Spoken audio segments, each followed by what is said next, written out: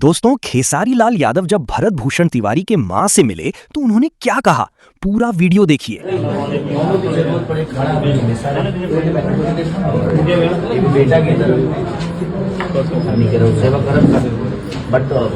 बेटा बन के यहाँ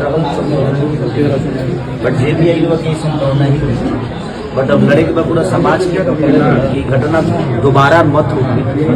सबसे यह था कि वो लोग एक्टिव रहे और प्रयास करें कि जगह के चुनाव प्रचार मत बनावल जाए। यहाँ लोग नेता ही खाली चेहरा चमकावे के